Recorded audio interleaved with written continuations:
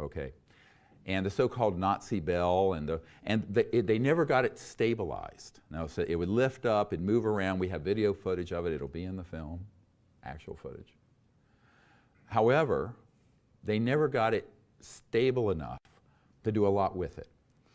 So Werner von Braun, Hermann Oberth, and others who'd worked at Pinatubo and these other facilities for the Germans in World War II were brought into, instead of being executed, like many Nazis were, they were brought into our intelligence community, into our aerospace community. And some of them, unfortunately, took it over from inside. So in a sense, we're living through the Fourth Reich. We defeated World War II, was the Third Reich, Nazis, but they learned to, instead of clumsily stumbling around doing it that way, they went subterranean. So the globe today is a Fourth Reichian fascist order. Now, I say this with no pleasure, and I am not speaking hyperbole. And that is the problem. It's a very huge problem. And there are all kinds of actors and players that have glommed on to that agenda, a bizarre collection of people from different walks of life and different agendas. We'll get into this later. But the secrecy around this issue has only been partial. They have been wanting a certain acculturation around UFOs and ETs for the purpose of having the public think that it could be true, but they don't really know what it is. So right now, more than half the public, over this longitudinal, long-term psychological propaganda warfare program launched in the 50s, believe UFOs are real. They believe there's intelligent life in the universe. But that's about where the granular knowledge ends. There's not a lot of granular knowledge, detailed knowledge of what all this is. And the truth is that this area of anti-gravity, let's call it, for pop culture usage, EMGs, electromagnetic gravitics, gravity control, this became the focus of the aerospace industry and actually was reported open source in aerospace journals in the late 40s and early 50s, and then it went all black. This is a documented fact. Why did it go black? Because they finally figured out how to master it, and they didn't need to have more people joining in. So they wanted to close off that discussion. So in October 1954, gravity control was mastered, and we began to build various prototypes of what the public would call UFOs. And some were made to simulate the shape, appearance, and motion of an extraterrestrial vehicle. Because what better way to confuse people than to have something that looks almost the same? Is it gold? Is it fool's gold? Is it real? Is it Memorex? Get where I'm going here? This is how the spy masters operate. And luckily for them, and unfortunately for us, with the absence of the Fourth Estate and independent science and independent oversight from the public interest, the Commonwealth, they've been able to get away with enormous deception since the 50s. So I call those the assets that are material physical craft. Now that's one category. We'll return to this. There's another category, and this is more difficult to understand, and that is electromagnetic assets. And these include electromagnetic systems that could optically, like a very advanced hologram, simulate an event. Electromagnetic systems that have been called popularly electronic warfare systems that are psychotronic and radionic that interface with consciousness and thought. And electromagnetic systems that can affect large segments of the population when targeted. Now these began to be developed quite in an advanced fashion by the 40s and 50s.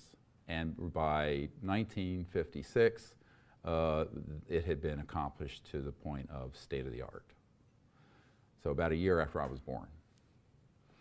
And then the other asset, the third category, is human intelligence, human assets. And these are folks who, some wittingly, some unwittingly, have been provided with a script and experiences that they honestly believe are real, but that have been programmed and are like very advanced consciousness holographic experiences. If you will, electronic hallucinations. And we'll get into this also. This gets into some issues that are going to make me very unpopular with some folks. I don't care. I mean, we don't have time for that. I don't care if you like me, love me, hate me. People got to know the truth on this. So I really don't. I'm not running for mayor of Crazy Town. I just want just want the truth out because we can't afford this childishness. Now, so those three categories in general are what we're going to focus on. First, let's talk about the air forms, let's call them, material assets, that are being made by Lockheed Martin Skunk Works, Northrop Grumman, my uncle's old company, Boeing, Phantom Works, etc. And I have many, many people who have worked in these aerospace programs, also at EG&G here. I mean, we're in Las Vegas, in the Nellis Range, so-called Area 51's up the road. It's an old facility, but we'll talk about which facilities are key. But those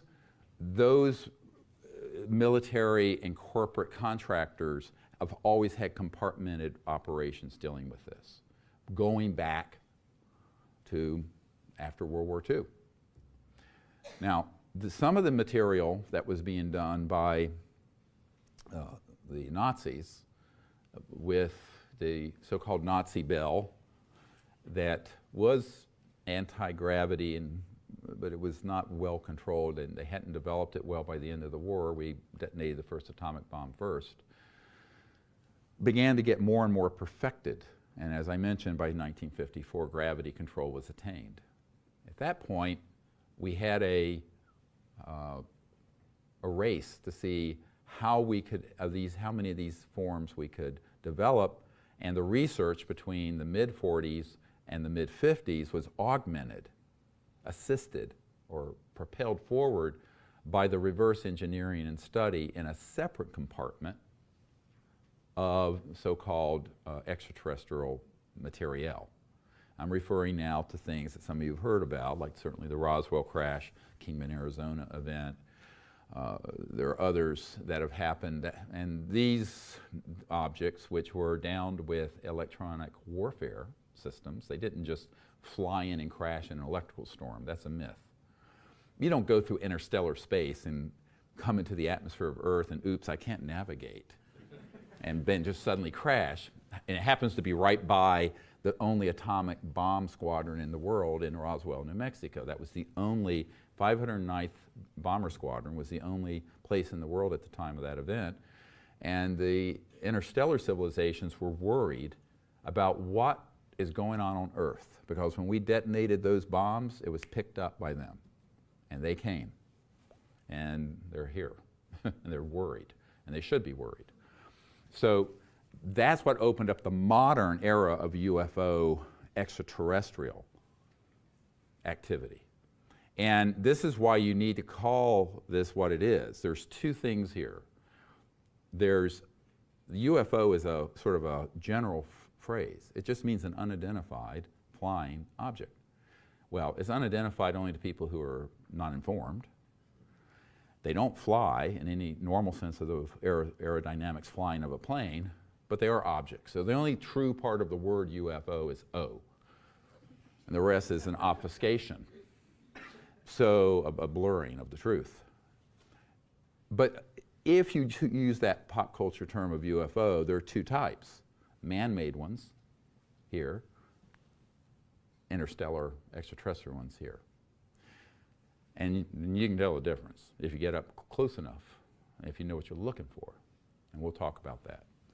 The ones that were being developed by these early aerospace and research efforts were then benefited by studying the extraterrestrial objects that we began to learn how to use electromagnetic scalar longitudinal systems. Now, I'm not going to get into a big physics discussion here except to say the light you're seeing here is in a wave like this, right? So you have a wavelength. And so you have all kinds of spectra, infrared, ultraviolet, visible spectra, different. A laser is coherent light. So a green laser is all the green and it's coherently propagating, okay? Longitudinal or scalar electromagnetic signal is actually not a wave, but a point in a line. And it actually can propagate at multiples of the speed of light, of the waveform of light. So the waveform of light is what we call the speed of light, but there's this other type. So that began to be studied also in the 20s, 30s, and 40s, began to be weaponized into systems, and by 1947 or so, they began to have, and I use this word cautiously, successful deployments of it so that it would hit an interstellar vehicle, interfere with its electronics, and have it crash. Now, I know men personally who have operated those systems up to and including recently, in the last few years, at facilities at various places around the globe. So when you begin to hear that beginning from the 40s until not that long ago, there were multiple crash retrievals of these objects, it wasn't because these interstellar civilizations they're running around with IQs of 400 to 600, so I'm like a Down syndrome child, and but they're very advanced. They were running into the deployment of these systems, and they were based all over, and they began to be based all over the planet.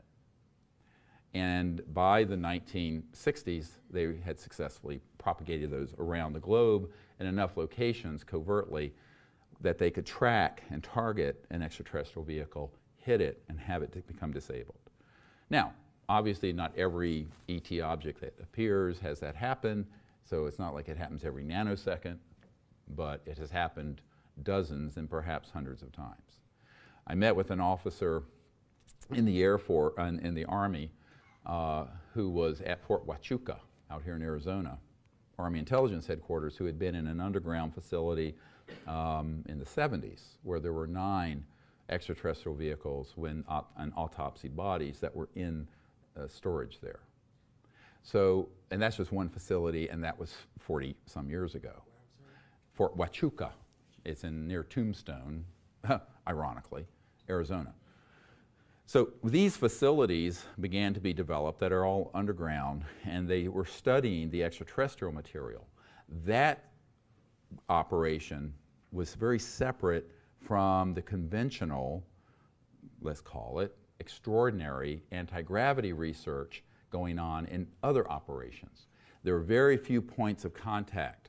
So this is where you get into a complex understanding of TSSCI, Top Secret Special Compartmented Information or Intelligence. And the compartmentalization is very, very specific. And there could be people working on, say, gravity control systems for the Lockheed Skunk Works, but they weren't allowed to talk to and didn't know anything about the people studying the extraterrestrial materials, but there would be a few points of contact that would bridge it over. All right, but very few, very tightly compartmented. That's how that is structured. And I have had the privilege of interviewing people who've worked on both sides.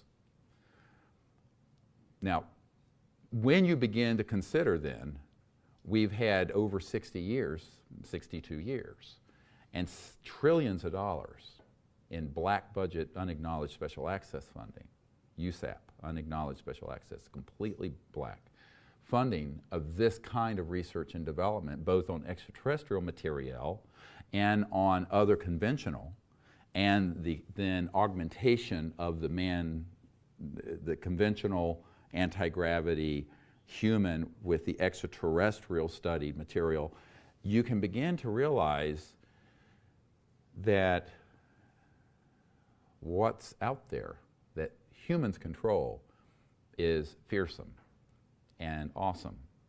And unfortunately, to the lay person or to the average general, admiral, or president, is indistinguishable from an extraterrestrial object in their mind.